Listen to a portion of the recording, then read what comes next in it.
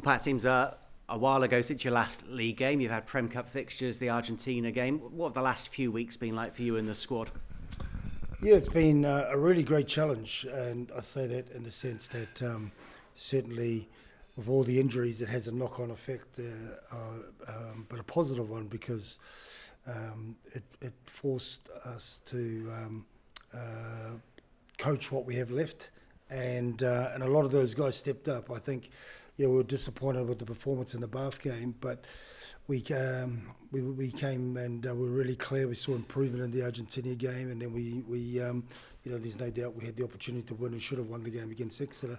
And that's what I enjoyed, was that remembering we had like 12, 13, 14 academy boys involved in those games, and it just shows you again the value they've got to keep playing, and whether that's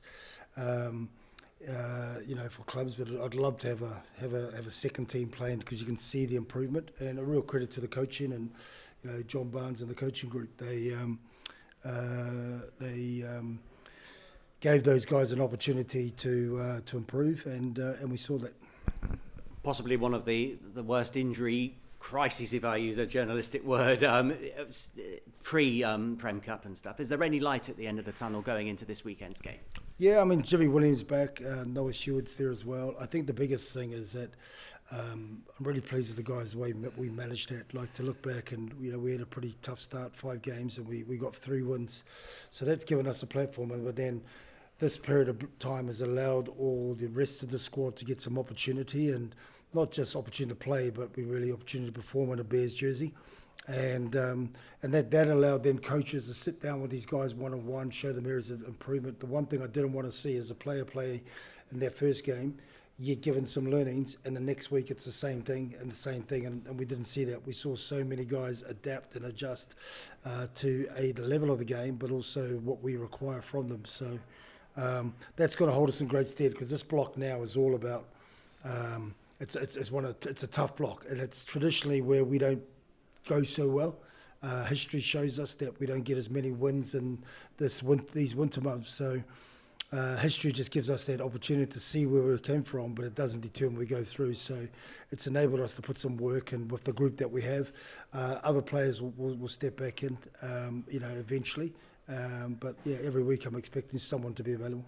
And how do you assess the block ahead? We've got this one league game and then straight into Europe. Yeah, I mean, most importantly is the Prem game.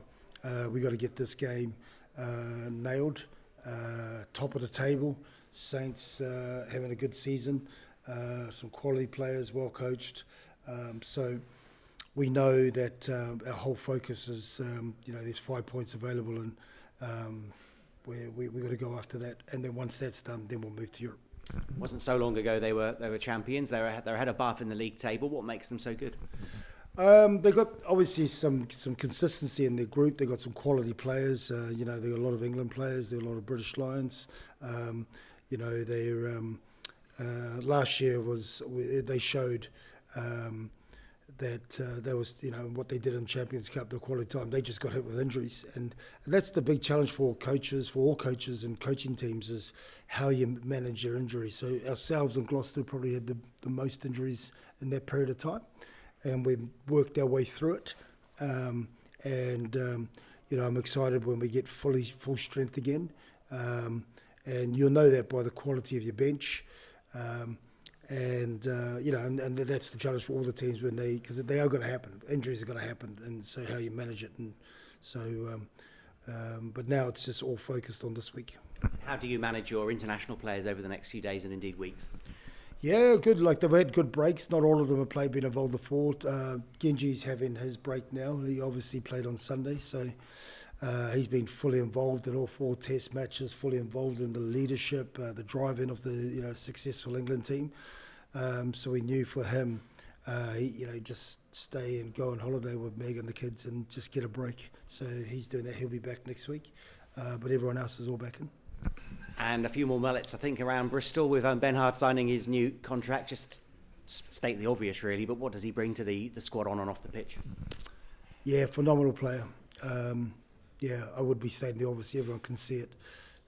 What I love about him is, in the group just have so much respect for him, because he's, there's a lot of players that talk, and there's a few players that do the action, and he sits up there with talk and action consistently.